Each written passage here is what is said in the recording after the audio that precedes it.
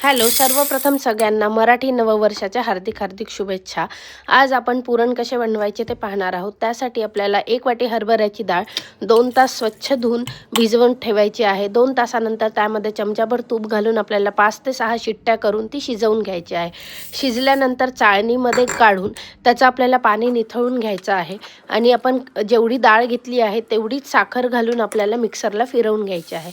मिक्सरला फिरवल्यानंतर आपल्याला एका पॅनमध्ये 1 ते 1.5 चमचा चांगलं तूप घेऊन आपण फिरवलेलं जे मिश्रण आहे ते टाकून आपल्याला पुरणाला छान चटका द्यायचा आहे. पुरणाला चटका देण्यासाठी साधारणतः 10 ते 13 मिनिटाचा एवढा वेळ लागतो आणि तूप टाकल्यामुळे ते पॅनला पुरण चिटकत नाही. आपला स्पून एकदम स्ट्रेट राहिला की आपल्या पुरणाला चटका बसलेला आहे हे कळतं. ही ट्रिक नक्की ट्राय करा.